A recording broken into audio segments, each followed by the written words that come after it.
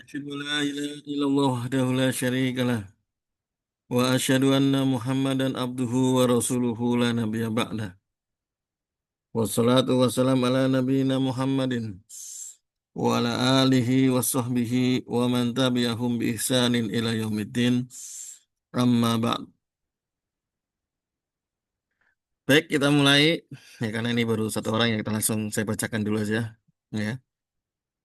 Qala Syekhuna Dr. Khalid Al-Juhani hafizahullah taala wa minal adilati alla tauhidil uluhiyah, di antara dalil-dalil dari tauhid uluhiyah. Yes. Yang itu bergabung. Oh General, silakan. Lanjutkan Pak Uji General. Wa minal Oke, adil. Ustaz. Ya. Sampai halaman berapa, Ustaz? 40. Itu ya? 40. Ya. Oh, ada 40. Hmm. Wamin. Oh, Ya. 6. waminal adilat Ustaz. Bismillahirrahmanirrahim. Waminal adilati ala tauhidil uluhiyati. Kau kaulawahi kaulawahi ta'ala. Ya ayyuhan nasu budu rabbakumul ladzi khalaqakum walladzina min qablikum la'alakum tattaqun.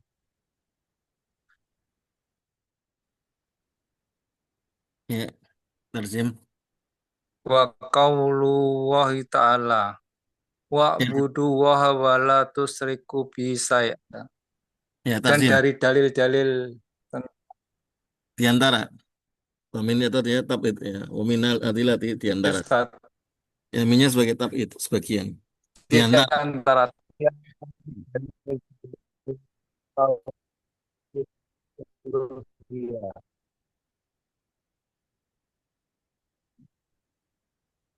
uluhiyah. Ya, Afwan. Wahai manusia, sembahlah Tuhan kalian yang menciptakan kalian dan orang-orang sebelum kalian, agar kalian bertakwa. Ya, Firman Allah Ta'ala, ya, 6. firman Allah Ta'ala, wa'budu. Sembahlah Allah wala, dan janganlah kalian menyekutukan sesuatu pun dengannya. Ya. Jadi ayat yang pertama Al-Baqarah 21. Nah ini faedahnya adalah di antara faedahnya ketika kita baca Al-Quran, kalau kita perhatikan mulai dari pertama ya dari Al-Fatihah, seterusnya ya kemudian Al-Baqarah, Alif Lam Mim, Dalikal Kitabu dan seterusnya. Nah ini kita baru nemu mendapatkan perintah. Ya perintah ini ada di surat Al-Baqarah ayat 21. Artinya yang sebelum-sebelumnya adalah berupa khobar, berupa apa berita. Nah, ini perintah baru ada di ayat ini. Nah, maka di sini perintahnya Allah Subhanahu wa taala yang pertama adalah ya ayuhan nasu budu. Beribadalah kalian kepada Rabb kalian. Artinya perintah Allah Subhanahu wa taala yang pertama adalah mentauhidkan Allah. Karena ibadah ini kan intinya adalah mentauhidkan Allah Subhanahu wa taala. Nah, jadi perintah Allah pertama kali dalam Al-Qur'an adalah kita untuk beribadah kepadanya. Artinya kita diperintahkan untuk mentauhidkan Allah Subhanahu wa taala. Kemudian ayat yang kedua sangat jelas wa'budullaha wa la tusyriku bihi syai'an. Ya. Beribadah kepada Allah dan janganlah kalian menyekutukannya dengannya sesuatu apapun. Ya lanjut. Wa qaulu ta'ala wa ma khalaqatul jinna wal insa illa liya'budun.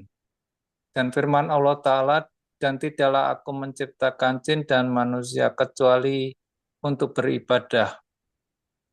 Ya liak budu. Wah, Nah ini ada ya, yang ya. hilang kan di situ kan liak buduni. Asalnya kan ada apa? Ada ya nisbahnya di situ kan. Nah, ini dihilangkan ya. Liak budun. Nah, jadi liak budun. Ya. Ada asalnya liak buduni. Ya itu dihilangkan. Oke, kemudian lanjut. Wa an Mu'adz bin Jabalin radhiyallahu an Qala Nabi sallallahu alaihi wasallam, ya Mu'ad, ada dari mahak wahi alal ibad. Qala Allah wa rasuluhu a'lam. Qala an ya'budu wa la yusriku bi say'an. Atau dari ma haqquhum alaihi. Qala Baik. Allah wa rasuluhu a'lam. Qala alla yu'adzibahum. Ya. Dari Ya. Mu'adz bin Jabal radhiyallahu an. Dia berkata, Rasulullah berkata, ya Mu'adz, tahukah kamu apa hak Allah atas hamba? Mu'adz berkata, Allah dan Rasulnya yang lebih tahu. Rasulullah berkata, an ya'buduhu wa la yusriku bisai'an. Maka sembahlah dia dan jangan menyekutukan dengan sesuatu pun. Atau terima hak uhum alai, dan tahukah kamu apa hak mereka atasnya, atas Allah? Qala Allahu Rasulu a'lam. Mu'ad berkata, hanya Allah dan Rasulnya yang mengetahui. Rasul Shallallahu Alaihi Wasallam berkata bahwasanya tidak ada yang Maksud- anla, Ya. tidak akan Allah tidak akan mengadab mereka. Ya. Nah, Wan Mu'ad bin Jabal. Wah, Ya, oke.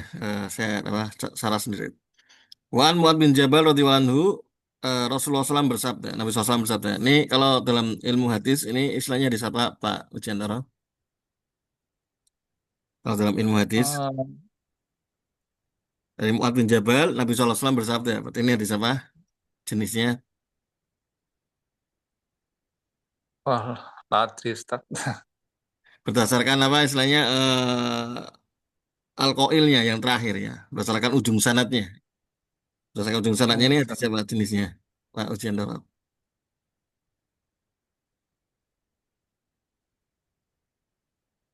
Hadis marfu. Namanya hadis marfu ya. oh, Jadi hadis marfu. iya, ujung sanad kalau dia ujungnya adalah Rasulullah adalah hadis marfu. Kalau Oh, sahabat hadis marfu. ya, kalau sahabat Oh, ujungnya sahabat siapa Pak Ujiantara? Hadis apa Ustaz? mauquf ya. Marfu. Kalau Oh, ujungnya tabiin ke bawah hadis maqtu. Nah, jadi mantap hadis putus. ya, hadis berdasarkan ya, apa ujung sanadnya ya. Siapa yang Oh, mengatakannya itu maka ada tiga tadi ya. Ya kalau sampai kepada Nabi SAW makanya hadis oh, marfu. Kalau sampainya marfu. kepada Oh, sahabat hadis mauquf. Kalau sampainya kepada marfu. tabiin dan seterus ke bawah maka dia ada. Maktuf. Nah, ini tanpa melihat tersambung atau tidaknya sanadnya ya. Tanpa melihat tersambung atau tidaknya sanadnya. Nah, itu apa pembagian hadis berdasarkan yang mengatakannya, yang terakhir mengatakannya. Baik, di sini Hmm. Rasulullah SAW mengatakan, ya Mu'ad, wahai Mu'ad, tahukah kamu apa itu hak Allah dan atas hambanya? Nah, maka kemudian nanti juga tanya Rasulullah apakah hak hamba terhadap Allah Subhanahu wa Ta'ala. Maka di sini penjelasan para ulama ketika Allah mengatakan ada hak Allah dan juga ada hak hamba, sama-sama bahwasanya Allah dan hamba itu punya hak. Namun tidak mesti yang sama-sama punya hak menunjukkan itu kedudukannya sama. Nah, ini tentunya kalau dia mengartikan seperti itu ya berarti dia mengartikannya sangat keliru sekali kan. Nggak mungkin kan kedudukannya sama. Sebagaimana misalnya guru dan murid ya. Guru punya hak dan kewajiban, murid juga punya hak dan kewajiban.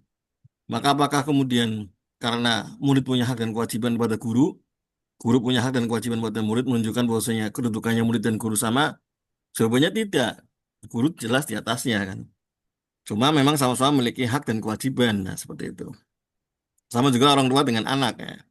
Orang tua punya hak dan kewajiban terhadap anak, anak punya hak dan kewajiban terhadap orang tua. Apakah kemudian kedudukannya sama? Enggak. Hanya sekedar sama-sama punya hak dan kewajiban. Dan di sini hak apa? Haknya hamba kepada Allah. Ya, artinya ini hanya sekedar apa memudahkan pembicaraan saja karena nggak mungkin hamba bisa memaksa Allah Subhanahu wa taala seperti itu. Jadi kalau misalnya hak dan kewajiban ini kan kita artikan kan bisa memaksakan itu. Cuma ya kita mesti kan seperti itu. Ya, sama seperti rakyat dengan apa penguasanya ya hak rakyat punya hak kepada penguasa. Tapi apakah kemudian ketika penguasa tidak menunaikan haknya, rakyat bisa memaksa? Ya kadang nggak bisa memaksa kan gitu. Nah seperti itu. Jadi ini hanya sekedar sama-sama saja, tapi kedudukannya berbeda. Jadi tidak bisa kita pahami bahwasanya ketika Allah punya hak dan kewajiban kepada hamba, hamba juga punya hak dan kewajiban kepada Allah menunjukkan sama-sama kedudukannya. Enggak. Ya, kedudukannya sangat jauh berbeda ya. Ini hanya mengatakan sama-sama punya hak dan kewajiban. Nah, kemudian Rasulullah SAW menyebutkan haknya Allah kepada hamba, yaitu bahwasanya hamba beribadah kepadanya tidak menyekutukannya dengan sesuatu apapun. Kemudian haknya hamba kepada Allah ketika sudah menunaikan kewajibannya, maka Allah tidak akan mengazab mereka. Nah, kemudian di sini juga ada perkataan Mu'ad, Allah wa Rasulu a'lam. Ketika ditanya sesuatu yang beliau tidak tahu, maka jawabannya seperti ini ya. Kemudian yang jadi pembahasan para ulama adalah apakah kemudian setelah Rasulullah wafat, boleh kita nggak mengucapkan Allahu wa Rasulu a'lam? Atau cukup Allah alam saja kan gitu kan? Nah, maka yang roji adalah diperinci dulu. Kalau itu Ya. perkara yang sifatnya adalah kejadian sekarang, ya kita nggak boleh Allahu wa Rasulu a'lam. Karena Rasulullah sudah wafat, nggak tahu ya. Misalnya kita ditanya kan, nanti siapa sekarang yang nanti kira-kira jadi presiden ke depannya? Nah, kita jawab wallahu alam kan gitu. Ya, kita nggak bisa mengatakan Allah wa Rasulu a'lam gitu, nggak boleh ya, karena Rasulullah nggak tahu ya. Nah, kalau seperti ini maka menyamakan kan Allah dan Rasulnya, seolah mengetahui yang goib kan itu. Jadi kalau itu sifatnya yang ya, yang kejadian ya, kejadian sekarang ini, maka nggak boleh kita mengatakan Allah wa Rasulu a'lam. Tapi kalau sifatnya adalah syar'i, ya hal yang syar'i hukum syar'i, jangan dengan masalah Allah wa Rasulu a'lam gitu. Nah, kemudian ya bagusnya lagi para ulama ini kan sekarang jarang lah yang mengatakan Allah Rasul alam. Ya saya wallahu alam semuanya karena takutnya begitu kan nanti disalahpahami ketika apa-apa mengatakan Allah Rasul alam. Nah, nanti ketika ditanya misalnya tadi kan ini kira-kira presiden Indonesia tahun 2000 29 siapa ini ya? Nanti kita jawab Allah Rasul alam itu nggak boleh ya karena Rasulullah sudah tidak mengetahui lagi sudah wafat. Nah, begitu. Ya baik, lanjutkan Pak Ujian. Wa ani bena Abbasin radhiyallahu anhuma qala lamma ba'atsa nabiyyu sallallahu alaihi wasallam Mu'adz bin Jabalin ila nahwi ahlil Yaman qala lahu innaka taqdamu ala qaumin min ahlil kitab falyakun awwala ma tad'uhum ila aywah Ya, dari Ibnu Abbas radhiyallahu anhuma.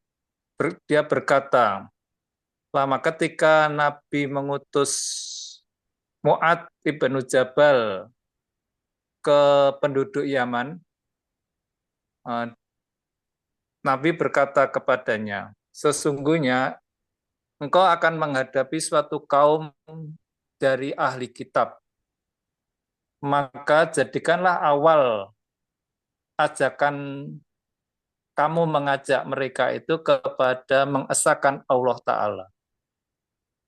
ya. Nah, nah ini di sini juga dalil bahwasanya dakwah tauhid adalah dakwah first ya, dakwah pertama kali. Nah, ini apa istilahnya yang sekarang ini sudah mulai luntur kan ya orang ketika berdakwah, ketika misalnya mad'unya wah ini orang-orang kaya ini. Jangan tauhid dulu lah gitu. Dakwahnya dakwah yang sifatnya tazkiyatun nufus, motivasi. Nah, itu artinya menyelisih jalannya para nabi. Nah, maka di sini Rasulullah SAW ketika mengatakan kepada Mu'ad berdakwah tetap tauhid ya, apalagi di ahli kitab ya. Kenapa tauhid itu dakwah pertama kali? Karena kalau sudah mentauhidkan Allah itu enak semuanya. Ya.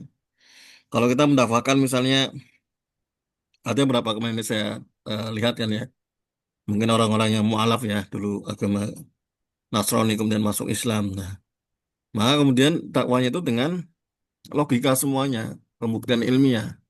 Nah ini perkataan ini ya mungkin bagi dia kan, oh kalau saya ini ngajarkan begini ada ilmiahnya ya. Mungkin bagi dia untuk memperkuat. Ya, maka ini bisa berbahaya. Kenapa? Karena ketika nanti orang itu nggak menemukan ilmiahnya, nah ini dia nggak bisa nerima gitu. Kalaupun dia menemukan ilmiahnya, kemudian dia mengimani, maka ini berbeda ya. Nanti bisa jadi malah dia nggak bukan beriman. Seperti pembahasan para ulama ketika masalah lalat kan. Ketika lalat kemudian jatuh dalam air, diperintahkan oleh Nabi kita untuk dicelumkan ya. Karena satu sayapnya mengandung obat, satu sayapnya mengandung racun, bakteri yang berbahaya, satu sayapnya lagi mengandung obat. Maka para ulama dahulu menerima itu, ya. Mereka menerima itu dan mereka pun memakai logika ya. Logikanya kalau misalnya sayap satunya nggak ada obatnya, malah itu bisa mati sendiri karena dia kena kena kuman-kumannya sendiri yang dibawa oleh satu sayapnya. Nah, sehingga yang satunya lagi sebagai penawarnya itu logika para ulama dahulu. Nah, kemudian ketika zaman kita sudah canggih ya, sudah kita bisa teliti dengan mikroskop ya, benda-benda yang kecil sekali yang kelihatan secara kasat mata di mikroskop kelihatan besar kan gitu. Nah, maka kemudian ketemulah ternyata iya memang begitu ada zat-zatnya, ada penelitian. Nah, maka penjelasan para ulama adalah orang-orang yang beriman, ya, orang-orang yang mengakui setelah penelitian ini terbukti, maka sebenarnya itu sama saja dengan orang-orang yang tidak beriman ya. Kenapa? Karena memang itu perkara yang sifatnya sudah diketahui ya. Nah itu sedangkan iman ini kan sebenarnya perkara yang goib kan itu. Makanya dalam surah Al-Baqarah kan pertama kali kan dalikal kitabu la raiba fih, ya. Kemudian hudalil muttaqin alladzina yu'minuna bil ghaibi ya. Yang pertama kali adalah keterianya orang yang beriman terhadap hal yang goib.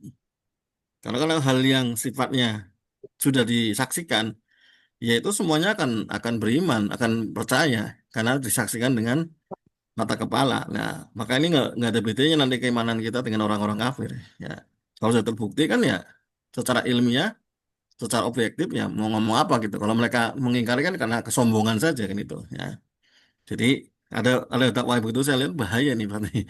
Karena kalau misalnya seperti itu, ya orang-orang nanti akan misalnya masalah babi ya, babi ini haram kenapa ya? Karena ini bahaya ternyata begini-begini.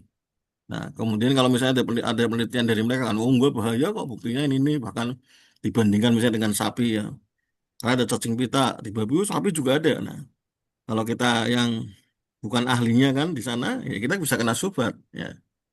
Maka jalan satu-satunya ya dengan akidah ini, dengan tauhid yang lurus ini. Kalau sudah mentauhidkan Allah Subhanahu wa taala, maka kita sudah percaya pada Allah Subhanahu wa taala. Apa yang Allah haramkan pasti itu ada kejelekan. Nah, itu. Apa yang Allah halalkan itu pasti adalah kebaikan. Apa yang Allah perintahkan itu pasti kemaslahatan. Apa yang Allah larang itu pasti kemudaratan kan seperti itu. Nah, jadi ya ini kekeliruan dari sebagian orang ya. Dia nggak mau takwa tauhid. Alasannya kan kalau ketika takwa tauhid ini akan ditentang oleh masyarakat, ya nggak apa-apa harus harus paling nggak kita menyampaikan atau sebagai hujah kan itu. Jadi orang-orang yang memang menentang ya jadi hujah sudah. Ya, seperti itu. Jadi itu takwa takwa Rasulullah dan para sahabatnya adalah mentauhidkan Allah Subhanahu wa taala. Jadi bukan kemudian kita ngikuti selera pasar kan gitu kan. Ya, nah lanjut Pak Ujinaro. Wa handa tauhidu walladzi arsala wa bi jami'ar rusuli wal anbiya'i. Ini tauhid ini adalah Allah mengutus padanya seluruh para rasul dan para nabi. Qala wa ta'ala Allah berfirman, walaqad ba'asna fi kulli ummati rasulan ani budu wa wajatani but. Dan sungguh kami mengutus pada tiap-tiap umat rasul, maka sembahlah Allah dan jauhilah tagut. Ya, nah di sini Syekh mengatakan bahwasanya tauhid ini tauhid rububiyah adalah yang Allah utus dengannya semua rasul dan semua nabi. Ya, maka perkataan semua nabi berarti menunjukkan bahwasanya apa yang kemudian dahulu kita dapat ya informasi bahwasanya perbedaan nabi dan rasul.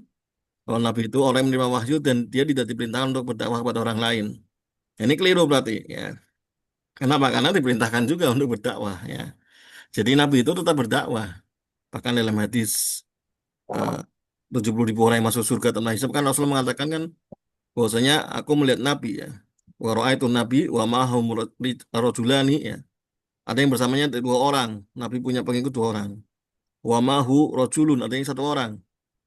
Bahkan wa ma'hu laisa bihi ahadun. Bahkan ada yang tidak sama ada sama sekali pengikutnya. Hal ini menunjukkan bahwasanya Nabi juga diperintahkan untuk berdakwah. Karena punya pengikut. Ya, ada Nabi yang pengikutnya banyak, ada yang cuma satu orang, dua orang. Ya, maka menunjukkan Nabi juga diperintahkan untuk berdakwah. Tidak sebagaimana yang dulu kita dapatkan informasinya bahwasanya kalau Nabi itu orang yang menerima wahyu dan tidak diperintahkan untuk berdakwah. Sedangkan Rasul orang yang menerima wahyu dan diperintahkan untuk berdakwah. Ini maka ini keliru ya. Terus yang benar apa? Ya, ada dua pendapat yang kuat ya. Pendapat pertama adalah Rasul itu orang yang menerima wahyu dan dia membawa syariat baru. Sedangkan Nabi orang yang menerima wahyu dan dia tidak membawa syariat baru. Dia membawa syariat Nabi sebelumnya. Ini pendapat yang pertama yang kuat ya. Pendapat kedua, ketika Nabi Yusuf juga dikatakan sebagai Rasul. Nah, ini jadi muskilahnya di sini kan. Dalam surat apa dikatakan Nabi Yusuf juga disebut dengan Rasul. Padahal Nabi Yusuf ini dia membawa syariatnya Nabi Ibrahim. Ya, maka akhirnya para ulama mengatakan bahwasanya Rasul itu adalah orang yang berdakwah kepada kaum yang mengingkarinya. Nah, sedangkan Nabi adalah orang yang berdakwah kepada kaum yang sudah beriman. Baik dia membawa syariat baru maupun tidak membawa syariat baru. Nah, jadi lebihnya ke arahnya ke situ. Jadi kalau Rasul itu berdakwah kepada kaum yang menentang, sedangkan Nabi itu berdakwah pada kaum sendiri. Nah, kemudian berarti gampangnya Nabi itu kalau di umatnya kita itu hampir seperti ulama ya. Karena ulama itu warasatul anbiya ya. Ulama ini kan berdakwah, ya dia berdakwah tidak membawa syariat baru kan dia syariatnya Nabi kita Muhammad SAW. Nah, seperti itu. Nah, kemudian ayat ini sangat jelas sekali bahwasanya setiap umat itu ada rasul. Setiap umat ada seorang rasul yang mereka menyeru untuk beribadah kepada Allah dan menjauhi tagut. Artinya berarti semua misi dakwah rasul adalah sama. Nah, sekarang ganti Pak Sarip ya. Padahal silakan Ustadz Sarip Suhendar.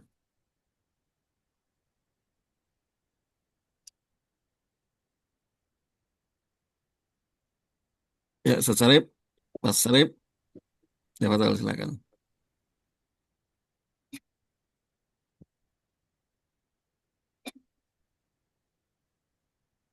Ya, Padahal.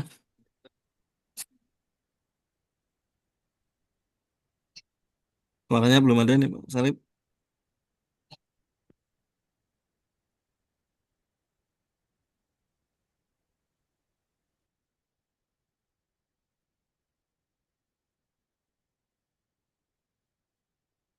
Ya, Sarip, Pak Sarip silakan. Suaranya nggak terdengar ya. Ya,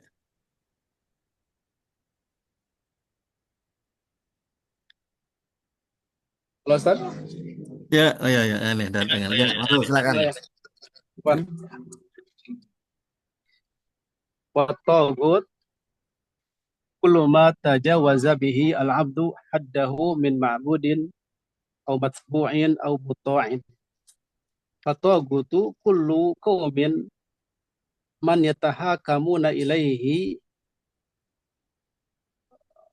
ghairallahi wa rasulihi aw ya'budunahu min dunillahi aw yattabi'unahu ala ghairi basiratin minallahi aw yuti'unahu fima la ya'lamuna annahu ta'atun lillahi.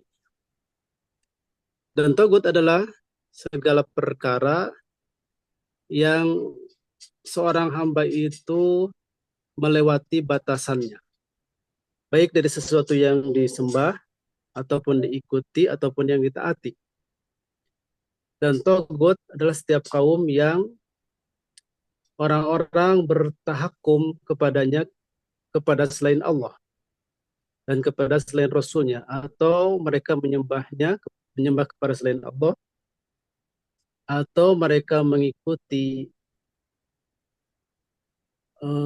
kepada kepada selain Allah di atas selain basirah dari Allah Subhanahu wa taala, Atau atau mengikutinya mereka mengikuti selain atau mereka mentaat kepada hmm, selain Allah. di atas selain basirah dari Allah, Ya, atau mereka mentaatinya pada perkara yang mereka tidak mengetahui bahwasanya itu adalah sebuah ketaatan kepada Allah.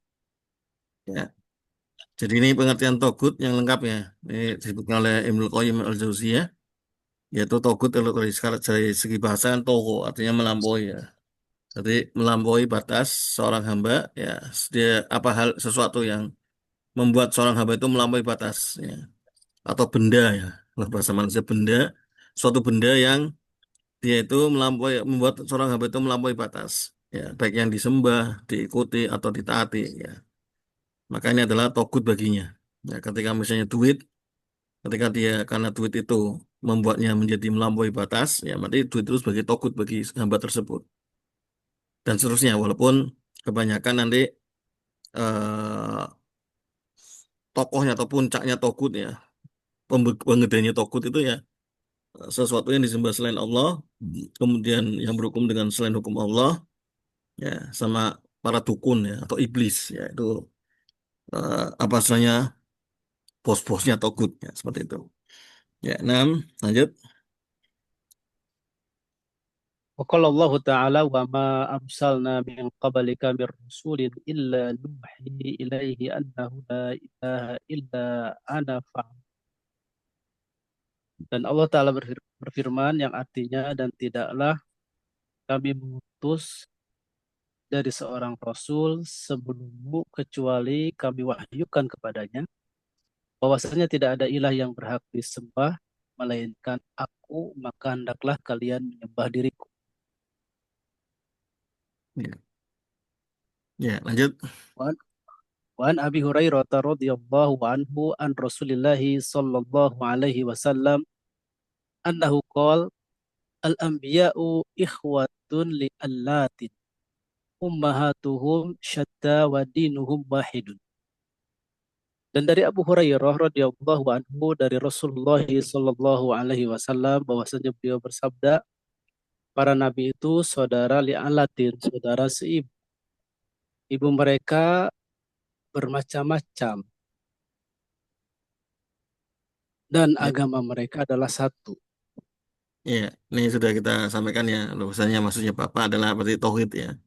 Kemudian ibunya bermacam-macam, maksudnya adalah syariat, ya. Syariatnya berbeda, tapi misi dakwah utamanya sama, yaitu mentauhidkan Allah Subhanahu wa taala. Maka agamanya adalah satu, yaitu Islam yang mentauhidkan Allah Subhanahu wa taala. Baik, lanjut. Wa min samarati tauhidil uluhiyati, dan di antara buah-buah tauhid al-uluhiyah ifradullahi bil ibadati. Faman haqqaqa tauhid al-uluhiyati lam yusyrik billahi ahada. Mengesahkan Allah dalam ibadah. Ini yang pertama, maka mewujudkan tauhid uluhiyah, maka dia tidak akan menyekutukan Allah dengan siapa. Wala yusalli li ghairillahi wa la yadbahu li ghairillahi wa la yarju ghairallahi wa la yatawakkalu ala ghairillahi wa la yatlubu arrizqa illa minallahi wa la yada'u ghairallahi. Maka dia tidak akan sholat kepada selain Allah, tidak akan menyembelih untuk selain Allah, dan tidak akan berharap kepada selain Allah, dan tidak bertawakal pada selain Allah, dan tidak mencari rezeki kecuali dari Allah, dan tidak akan berdoa kepada selain Allah. Ya, eh, tidak menyembelih pada selain Allah. Ya, ini jelas, ya, kalau menyembelih pada selain Allah maka ini adalah kafir, ya, kafir akbar. Nah, bagaimana hukumnya kalau kita menyembelih hewan, ya, dengan tujuan takut dari gangguan jin? Boleh nggak? Uh, Ustaz Sarip atau yang lainnya. Boleh nggak? Nih, kalau kita menyembelih hewan dengan tujuan supaya kita tidak diganggu oleh jin, ya. Tidak boleh Ustaz. Tidak boleh, ya. Tidak boleh. Musyrik. Ya, itu masih musyrik, ya. Nah, kalau malah bagaimana hukumnya kalau kita menyembelihnya kepada Allah cuma dengan tujuannya supaya kita lepas dari gangguan jin, ya. Jadi menyembelihnya pada Allah tetap, ya, kita sembelih dengan baca doa, kemudian secara syar'i, ya, seterusnya. Cuma kita punya tujuan menyembelih ini adalah supaya apa tadi terlepas dari gangguan jin. Kita mohon pada Allah. Boleh nggak?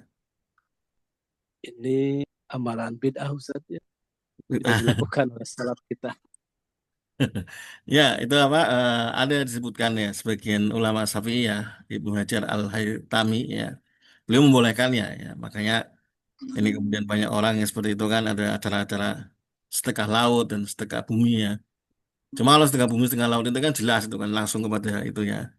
Nah kalau ini kan misalnya kan ada beberapa tempat itu ya yang dianggap itu keramat, misalnya di apa sungai atau danau atau waduk ya. Jadi keramat, nah dia kemudian menyembelih ya binatang tujuannya untuk Allah semuanya, termasuk syar'inya dia menyembelihnya juga. Cuma tapi dia punya niat supaya tadi gangguan jin. Nah ini Ibnu Hajar mengatakan boleh. Cuma yang roji itu nggak boleh bid'ah tadi, karena nggak ada kan, Rasulullah nggak melakukan itu. Ya. Bahkan saya sempat bertanya langsung pada Syekh Wahid Abdul Bali ya, Wahid Abdul Salam Bali ketika kasih itu ada pelajaran itu kan interaktif mahasiswa itu kan. Yang saya tanyakan ya kata beliau ya itu bid'ah memang. Ya, jadi eh, apa yang disampaikan oleh Ibnu Hajar Al-Haytami ya, kemudian sebagai ulama Syafi'iyah, apa istilahnya mereka mengatakan seperti itu artinya bid'ah. Ya. Jadi nggak benar ya. Jadi ada sebagian kalau berarti kalau kita nemukan begitu ya mungkin dia ngambil dari fatwanya Ibnu Hajar Al-Haytami atau selain dari ulama-ulama Syafi'iyah. Tapi itu nggak betul jawabannya Pak ya tadi. Alasannya karena kalau memang itu bisa menyembelih tadi untuk mengusir jin, ya caranya adalah dengan menyembelih, ya pasti salah akan melakukan ya gitu kan. Nah, terus bagaimana kalau usir jin ya baca doa doa apa menolak jin kan ada kan ini. Kemudian misalnya baca surat ayat kursi atau selainnya, ya tidak perlu dengan cara menyembelih seperti itu. Nah, itu lanjutkan. Ad-dhabitu as-salisu tauhidul asma'i was sifati wa ifradullahi bima samma wa wasafa bihi nafsahu fi kitabihi wa ala lisani rasulihi sallallahu alaihi wasallam. Dhabit yang ketiga, ketentuan yang ketiga, tauhid al-asma wa sifat, yaitu mengesahkan Allah dengan perkara yang Allah menamai, mensifati dengan perkara tersebut dirinya sebagaimana yang terdapat dalam kitabnya dan juga sesuai dengan lisan Rasulnya Shallallahu Alaihi Wasallam. Ya, lanjut. Qauluhu tauhidul asma'i was sifati huwa ifradullahi bima samma wa wasafa bihi nafsahu fi kitabihi wa ala lisani rasulihi sallallahu alaihi wasallam ay yajibu 'alal abdi an yufridallaha bi asma'ihi wa sifatihi al-waridati fi kitabillahi wa fi sunnatin nabiyyi sallallahu alaihi wasallam as-sahihat wa la yusriku fiha ghairallahi subhanahu wa ta'ala. Yaitu wajib atas hamba untuk mengesahkan Allah dengan nama-nama dan sifat-sifatnya yang tercantum dalam kitab Allah dan sunnah Nabi Sallallahu Alaihi Wasallam yang sahih, dan dia tidak menyekutukan pada nama-nama dan sifat-sifat itu kepada selain Allah Subhanahu wa taala. Ya, lanjut. Wa makna hadza anna asma Allahi taufiqiyatun la majala lil aqli fi isbatiha. Fala nusbitu lillahi subhanahu wa ta'ala isman aw sifatan lam yarida fi kitabillahi subhanahu wa ta'ala aw sunnati rasulihi sallallahu alaihi wasallam as-sahihati. Makna dari ucapan di atas bahwasanya nama-nama Allah itu sifatnya tauqifiyah, ya, berhenti, tidak ada ruang bagi akal untuk menetapkannya. Dan kita tidak menetapkan bagi Allah Subhanahu wa taala satu nama ataupun satu sifat yang keduanya tidak tercantum dalam kitab Allah ataupun dalam sunnah Rasul sallallahu alaihi wasallam yang sahih. Ya, ini kita Ahlussunnah wal Jamaah sangat jelas sekali mengenai asma sifat itu kita menamakan dan mensifati Allah sesuai dengan apa yang Allah Allah sifati dan Allah namakan dirinya dalam kitabnya atau yang Rasulullah SAW namakan dan sifatkan Allah Subhanahu wa taala dalam hadis-hadisnya yang sahih. Jadi jelas sekali ya untuk apa kita Ahlussunnah berbeda dengan orang-orang yang lain, kelompok-kelompok yang sesat yang lainnya. Baik, kita ganti dengan Ustaz Abu Fawas ya kita kan. Ustaz Abu Fawas silakan. Abu Fawas ya Fadol. Ya. Bu Fawaz?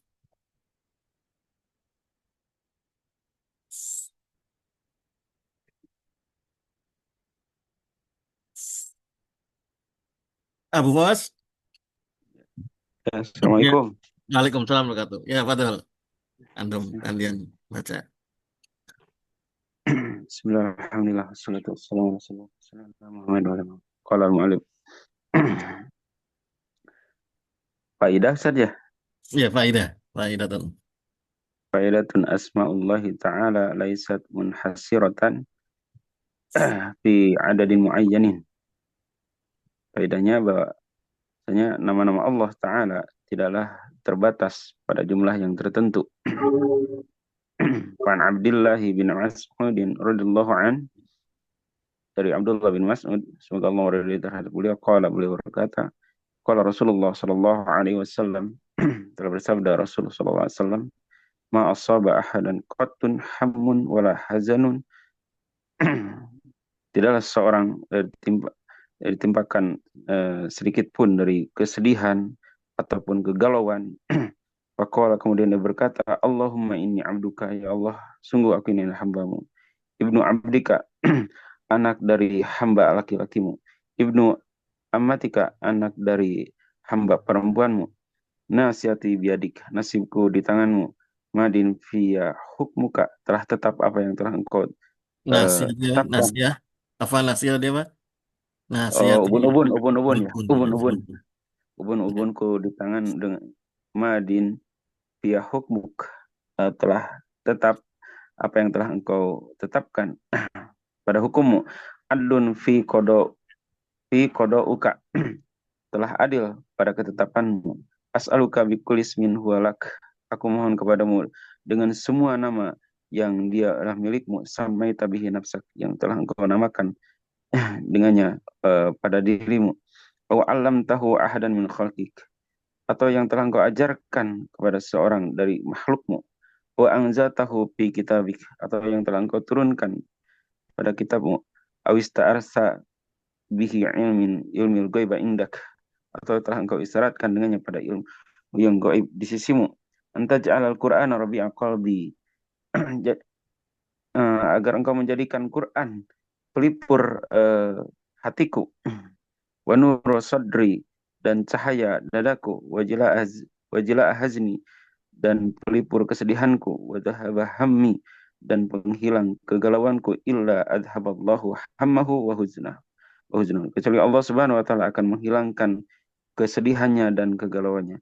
Wa abadalahu makanahu faraha, dan Allah menggantikan tempatnya faraha, kesenangan, Kegembiraan ya, dengan kegembiraan ya. Oke, di sini kegembiraan. iya. Oke, di sini yang sayanya di sini ya. Au istaksarta. Ya.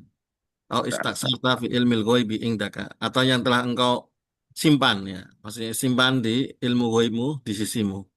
Nah, maka di sini menunjukkan bahwasanya nama-nama Allah Subhanahu wa taala masih ada yang Allah simpan. Ya, dan nanti di hadis yang Syafatul Uzma, yang Rasulullah SAW nanti menyebut nama Allah ya, nama-nama yang belum pernah ya disebutkan di dunia. Jadi nama-nama Allah itu tidak terbatas, tidak hanya 99 nama ya. Bahkan ternyata 99 nama pun ya kemarin pernah saya sampaikan, kalau kita telusuri ya, kita telusuri maka dari para ulama yang menetapkan tentang nama-nama Allah ternyata lebih dari 99 ya. Karena ada beberapa ulama sudah menulis tentang masalah Asmaul Husna kan. Kalau kita kumpulkan ya, di, apa kita belum lihat Sahih dan Dhaifnya itu ya banyak sekali ternyata, lebih dari 99. Ya, ini saya masih sampai sekarang ya belum belum sempat ya. Ini proyek yang ingin saya kerjakan itu kan. Jadi kumpulkan semua nama-nama dari para ulama yang mereka menulis tentang nama-nama Allah. Nah itu ya baru sekilas saya lihat ya itu udah lebih dari 99 ya. Lebih dari 99. Jadi memang tidak apa itu bukan terbatas ya. 99 itu bukan jumlah yang terbatas. Itu yang diketahui kan, artinya yang para ulama menggali dari Al-Quran dan hadis yaitu ternyata lebih dari 99. Ya, apalagi nanti Allah Subhanahu wa taala memang masih simpan ya nama-nama tersebut yang nanti akan di apa di disebutkan disikirkan oleh Rasulullah SAW ketika nanti memohon syafaatul uzma. Ya, nah, oke lanjut. Nah, Ustaz. Ya. Apa Ustaz ini doa untuk bisa ngapalin Quran juga katanya. Betul. Bisa ngapalin Quran juga. Ya, kesedihan dan apa kegalauan ya. Ya kalau dia lagi galau mungkin ngapalin Quran ya sedih. Bisa jadi. Oh iya. Ustaz. Nah, Ya. jazakumullah Ustaz. Ya. وشاهد من هذه الحديث قوله صلى الله عليه وسلم أو استعرث به في علم الغيب عندك. Menjadi syahid dalam hadis ini sabda beliau sallallahu alaihi wasallam yaitu ungkapan awista'arsa bihi fi ilmil ghaibi indak, atau yang telah engkau yang disimpan dengan nama-nama tersebut di ilmu gaib di sisimu. Bahada yadullu ala anna lillahi asma'un lam yunazzilha fi kitabihi wa hajabaha an khalqihi. Ini menunjukkan bahwasanya Allah Subhanahu wa taala memiliki nama-nama yang beliau Allah Subhanahu wa taala tidak menurunkannya dalam kitabnya, dan Allah menghijabnya atau menutupnya dari makhluknya. Fayadullu ala anna asma'allahi azza wa jalla ghairu munhasiratin fi adadin muayyanin.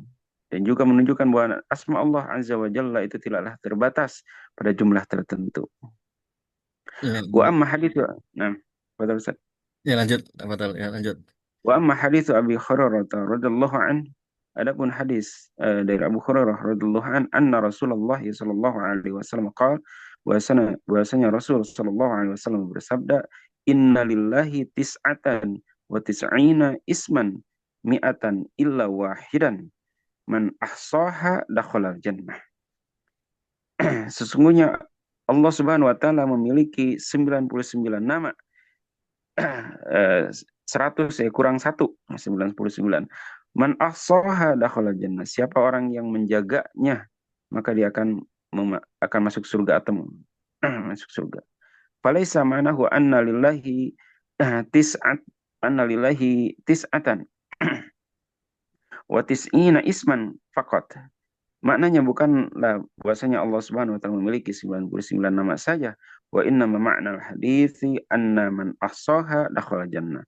Maknanya bahwa dari hadis itu bahwasanya siapa orang yang menjaganya, maka dia akan masuk surga. Ini Ya, makna asoha nih. Tolong Ustaz, makna asoha. ya, malah soha adalah banyak ya penafsirannya. Ya, penafsiran Iya.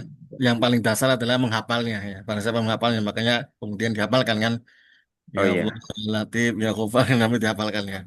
Kemudian malah aksal berikutnya adalah mengamalkan atau memahami maknanya dulu, memahami makna dari nama-nama tersebut. Ya, tingkatan keduanya kan. Jadi nama-nama Allah, ya Ar-Rahman, maknanya apa? Nah, itu kita kita pahami ya. Itu berarti makanya nanti satu bidang kajian tersendiri kan. Ada kajian tentang Asmaul Husna, itu jadi satu cabang ilmu tersendiri ya. Kemudian setelah itu yang paling tinggi adalah kita mengamalkan konsekuensi dari nama-nama tersebut ya, yang disebut dengan istilah doa ya. Ada doa masalah dan doa ibadah. Artinya doa masalah kita menyebut nama-nama tersebut sesuai dengan permintaan kita. Ketika misalnya kita minta diberikan rezeki ya kita bisa ya Ghani, ya Rozak, ya Rahman, ya Rahim. Kemudian doa yang ibadah yaitu konsekuensi dari nama-nama tersebut. Misalnya Allah Maha melihat, berarti kita konsekuensinya apapun yang kita lakukan itu terpantau oleh Allah Subhanahu wa taala sehingga kita merasa muraqabatullah ya, merasa diawasi oleh Allah Subhanahu wa taala. Ini tingkatan yang paling tinggi ya. Nah, jadi ini dalil bahwasanya nama itu tidak terbatas ya. Seperti perkataan seorang kan, di dompet saya ada uang 120.000 ya.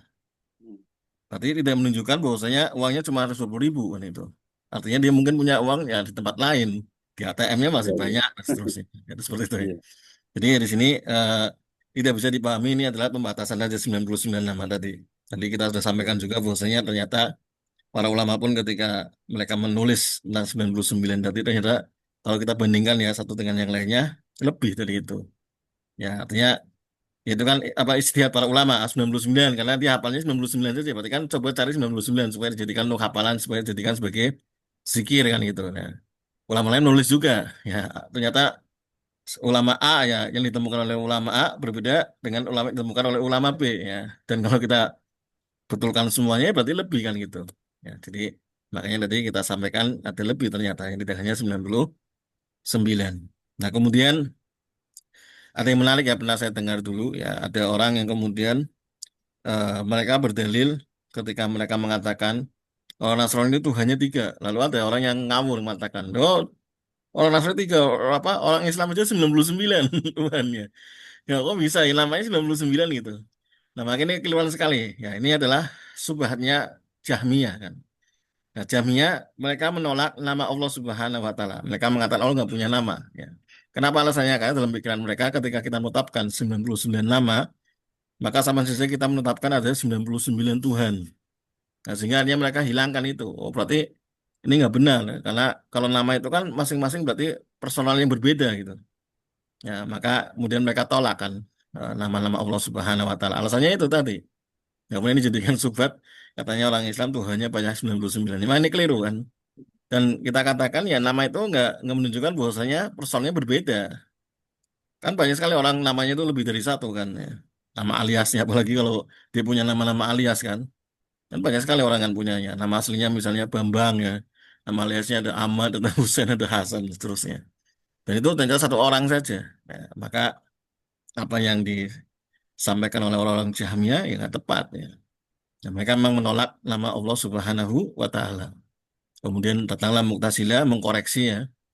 Oh enggak, nama betul kalau nama ya. Jadi nama itu betul, jadi nggak usah diingkari. Tapi sifat, kalau sifat ini, nah nih kalau sifatnya banyak, berarti nanti orangnya banyak juga personalnya. Makanya ini nggak benar lah, maka mereka menolak sifat ya. Hanya orang Mu'tazilah, mereka menetapkan nama tapi menolak sifat-sifat ya. Allah nggak punya sifat sama sekali. Karena kalau menetapkan sifat, berarti nanti bisa menunjukkan personalnya banyak ya. Zatnya itu banyak ya. Kemudian dikoreksi lagi datanglah Asy'ariyah ya. Asy'ariyah datang kemudian oh enggak nama ada sifat juga ada ya. Cuma kita tolak sifat-sifat yang nanti mengandung itu penyamaan dengan makhluk ya. Akhirnya mereka pun menetapkan hanya berapa sifat saja itu ada 7 sifat. Kemudian muncul lagi Maturidiyah ditambah lagi jadi 20 ya. Dan yang betul adalah ya kita Ahlussunnah wal Jamaah yang kita menetapkan semua nama dan juga semua sifat untuk Allah Subhanahu wa taala sesuai dengan keagungan dan kelayakannya. Ya seperti itu. Nah, kita lanjut Fuas. Nah, Ustaz. Qala al-Khattabi fi hadzal hadisi, berkata Imam al-Khattabi dalam hadis ini, isbatu hadhil asma'i al-mahsusati bi hadzal adadi. Sebagai penetapan dari asma-asma Allah yang khususkan dengan jumlah ini. Walaysa fihi man'un ma'adaha minaz ziyadati. Tidak ada padanya itu larangan ya selain dari tambahan. Ya. Wa innama at-tahsisu likauniha aktsarul asma'i wa ubayyinuha ma'ani. Hanya saja sebagai taksis atau batasan keberadaannya lebih banyak nama-namanya dan saya akan jelaskan makna-maknanya bahwa qaulika sebagaimana ucapanmu li Zaidin alfu dirhamin addaha lis-sadaqati.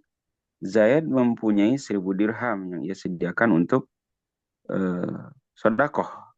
Auli Amr mi'atu saubin manzarahu albasahu iyaha.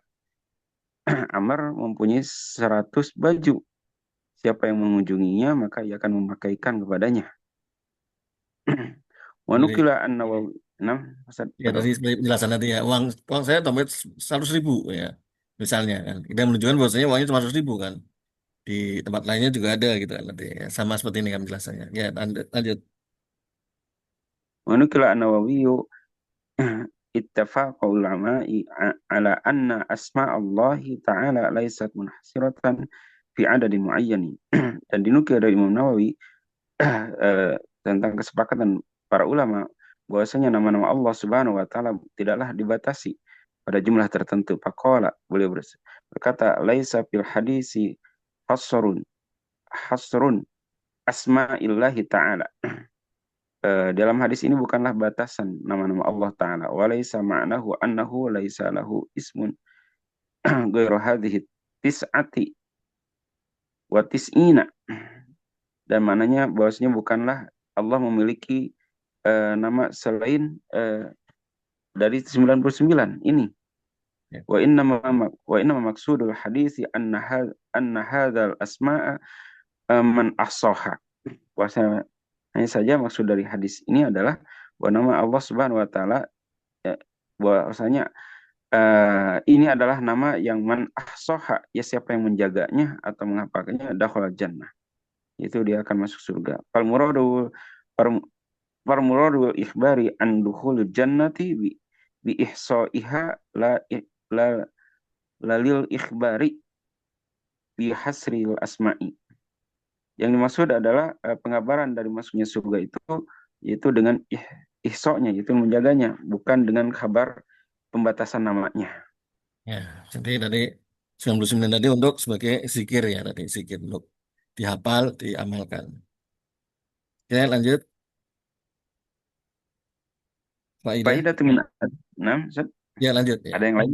Enam. Ya, lanjut. Faidatu min asma'i tauhidil rububiyyati wa tauhidil asma'i wa sifati. Faidah dari nama-nama Allah Subhanahu wa taala pada tauhid rububiyah dan tauhid asma wa sifat. Pertama, tauhidul ilmi, tauhid ilmi, li'annal maksuda minhuma ilmu billahi. Karena maksud dari keduanya itu adalah ilmu kepada Allah atau berilmu kepada Allah Subhanahu wa taala. Robban sebagai Rob, wa bi asma'ihi wa sifatihi, dengan nama-nama dan sifat-sifatnya. Ya, lanjut. Atau nah, Ya, lanjut. at-tauhidul qalbi, itu tauhid qalbi, hati itu. Li'anna mahalaha li'anna mahalahuma al-qalbu. Karena tempat keduanya itu adalah hati. Ya, tadi Yang tauhid ketiga, rububiyah, dan tauhid asma adalah hati kan ya, keyakinan ya. Lanjut. at-tauhidul i'tiqadi, itu at-tauhidul i'tiqadi, itu tauhid i'tiqadi. Li'annal maksuda minhuma al-i'tiqadu. Karena maksud dari keduanya itu keyakinan. Ya, Tauhidul ma'rifati, tauhid ma'rifat, wal isbat, dan penetapan li'annal maksuda minhu ma'rifatur rabbi. Karena maksud darinya yaitu mengetahui Allah Subhanahu wa taala, wa asma wa asma wasma. ini wa kenapa Ya. kacamatanya, li'anna maksuda minhu ma'rif li'anna maksuda minhu ma'rifatur rabbi subhanahu wa ta'ala wa asma'ihi wa sifatihi wa isbatiha lillahi subhanahu wa ta'ala, Ya. yaitu nama-namanya dan sifat-sifatnya dan menetapkannya dengan Allah Subhanahu wa ta'ala, untuk Allah Subhanahu wa ta'ala. Ya, jadi kalau kita lihat ulama kemudian mengatakan tauhid ilmi atau tauhid ma'rifah wal isbat sebagaimana Ibnu Qayyim ya. Ketika bagi tauhid menjadi dua, tauhidul ibadah dan tauhid al-ma'rifah wal isbat. Maka maksudnya adalah ya tauhid al-ma'rifah wal isbat termasuk adalah rububiyah dan asma wa sifat ya. Jadi ini nama-nama lainnya. Jadi kalau kita nanti baca kitab ulama lain membaginya seperti ini ya kita nggak heran lagi. Artinya itu maksudnya tauhid rububiyah dan tauhid asma wa sifat. Lanjut. Wa min asma'i tauhidil uluhiyati, dan termasuk nama-nama tauhid uluhiyah yaitu pertama tauhidul uluhiyati, tauhid uluhiyah nisbatun ila ilahi subhanahu wa ta'ala, nisbah kepada al-ilah Ya. Allah Subhanahu wa ta'ala, mengaitkan kepada Allah Subhanahu wa ta'ala. Tauhidu amali, tauhid amali, li'annal maksuda minhu al-amal. Maksudnya itu adalah beramal. Tauhidu iradi, tauhid iradi, li'annal maksuda minhu iradatu wajhillahi bil ibadati. Yaitu maksudnya itu iradah wajah Allah Subhanahu wa ta'ala dengan ibadah. Ya. Tauhidil talabi, li'anna Allah talaba minan nasi ibadatahu wa tauhidahu wa li'annal maksuda minhu talaba thawaballahi subhanahu wa ta'ala bil ibadati. Itu tauhid talabi, karena maksud Allah Subhanahu wa ta'ala itu menuntut dari manusia mengibadahinya dan mentauhidkannya, dan bahwasanya maksud darinya itu manusia menuntut kepada Allah Subhanahu wa ta'ala pahala dari Allah dengan beribadah padanya. Tauhidun niyah, li'annal maksuda minhu anna ayyak sida Ya, sudah. Ayak sudah.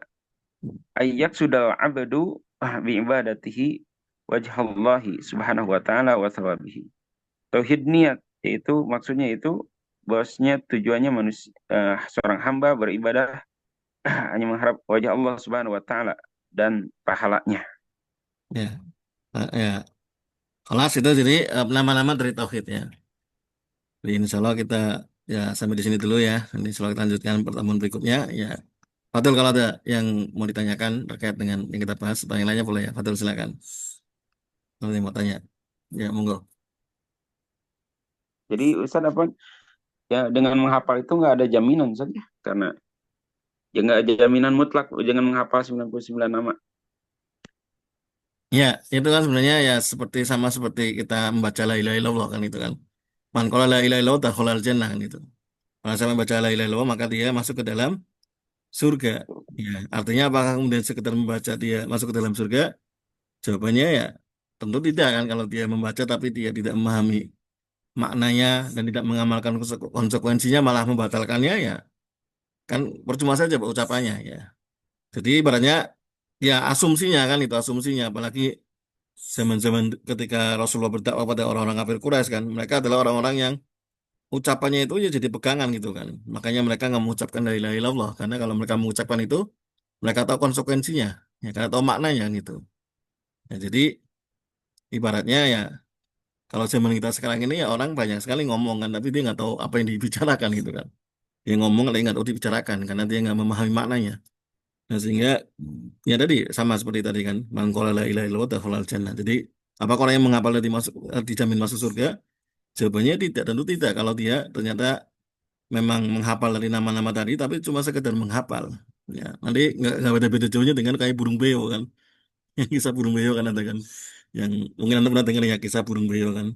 Ada seorang saya punya burung beo ya. Burung beo ini kan kalau kita ajari kan dia ikuti bisa ngikuti kan.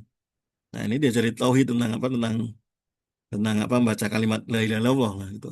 Ceritanya begitu kan. Nah ketika ini diajari ya dia bisa mengucapkan la ilaha illallah.